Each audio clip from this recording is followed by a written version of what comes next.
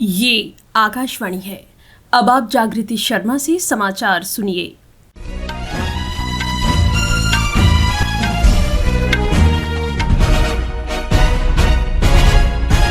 प्रधानमंत्री नरेंद्र मोदी ने आज तमिलनाडु के तिरुचिरापल्ली में 20,000 करोड़ रुपए से अधिक की विभिन्न विकास परियोजनाओं का लोकार्पण और शिलान्यास किया। इनमें विमानन, रेल, सड़क, तेल और गैस तथा जहाजरानी और उच्च शिक्षा से संबंधित परियोजनाएं शामिल हैं। उन्होंने तिरुचिरापल्ली अंतर्राष्ट्रीय हवाई अड्डे पर 1,100 करोड़ रुपए से अधिक की लागत से बने नए टर्मिनल भवन का भी उद्घाटन किया। इस अवसर पर प्रधानमंत्री ने कहा कि ये परियोजनाएं राज्य के विकास को मजबूत करेंगी और आर्थिक विकास को आगे बढ़ाएंगी। नई परियोजनाओं से यात्रा सुगम होगी और राज्य के युवाओं को रोजगार के हजारों अवसर मिलेंगे। तमिलनाडु में हाल ही में आई बाढ़ का उल्लेख करते हुए श्री मोदी ने कहा कि राज्य में भीषण वर्षा के कारण लोगों की परेशानी और संपत्ति के भारी नुकसान को देखकर उन्हें बेहद दुख हुआ है। उन्होंने कहा कि केंद्र सरकार संकट के समय में तमिलनाडु के लोगों के साथ खड़ी रही है। प्रधानमंत्री ने अभिनेता और राजनेता विजयकांत को श्रद्धांजलि अर्पित की और कहा कि वे न सिर्फ फिल्मों के कप्तान रहे बल्कि राजनीति में भी उन्होंने राष्ट्रीय हितों को सर्वोपरि रखा। प्रधानमंत्री ने तमिलनाडु की धरती के एक और सपूत MS स्वामीनाथन को भी याद किया, जिन्होंने देश में खाद्य सुरक्षा बढ़ाने में महत्वपूर्ण भूमिका निभाई। इससे पहले श्री मोदी ने आज तिरुचिरापल्ली में भारतीदासन विश्वविद्यालय के 38वें दीक्षांत समारोह में भाग लिया। इस अवसर पर प्रधानमंत्री ने कहा कि भारत आर्थिक विकास के नए कीर्तिमान बना रहा है।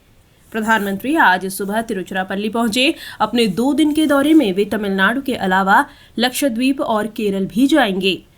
कल प्रधानमंत्री मोदी लक्षद्वीप के कवरत्ती पहुंचेंगे, जहां वे 1,150 करोड़ रुपए से अधिक की विभिन्न विकास परियोजनाओं का शिलान्यास और लोकार्पण करेंगे। प्रधानमंत्री कल केरल के कोच्चि पहुंचेंगे। वे त्रिशूर में 2 लाख महिलाओं की एक सभा को संबोधित करेंगे। इस सभा का नाम स्त्री शक्ति संगमम रखा गया है। केंद्रीय गृह मंत्री अमित शाह जम्मू कश्मीर सुरक्षा पर उच्च स्तरीय समीक्षा बैठक की अध्यक्षता करेंगे। ये बैठक आज शाम नई दिल्ली में होगी।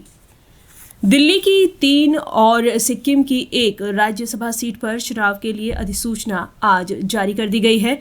नामांकन इस महीने की 9 तारीख तक भरे जाएंगे और मतदान 19 तारीख को होगा।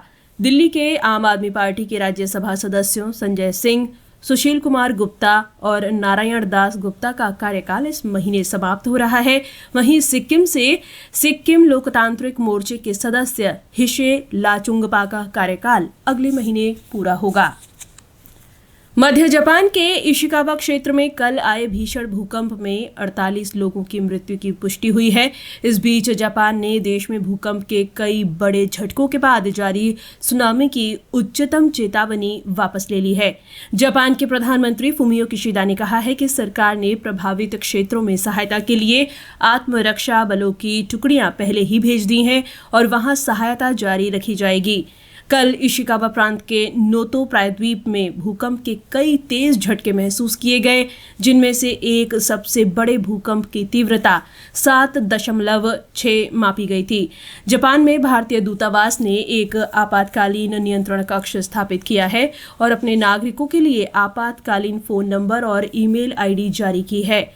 ईमेल आईडी है sscons.tokyo@mea.gov.in और offfsec.tokyo@mea.gov.in।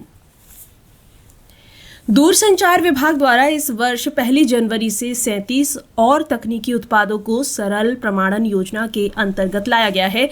इससे प्रमाणीकरण में लगने वाला समय 8 सप्ताह से घटकर 2 सप्ताह हो जाएगा और कारोबार को आसान बनाने में प्रोत्साहन मिलेगा। गृह मंत्रालय भारतीय न्याय संहिता के अंतर्गत हिट और रन मामलों के नए प्रावधान से जुड़े मुद्दों पर चर्चा के लिए अखिल भारतीय मोटर वाहन संघ के साथ बैठक करेगा। नई दिल्ली में इस बैठक की अध्यक्षता गृह सचिव अजय कुमार भल्ला करेंगे। इसके साथ ही ये समाचार बुलेटिन समाप्त हुआ।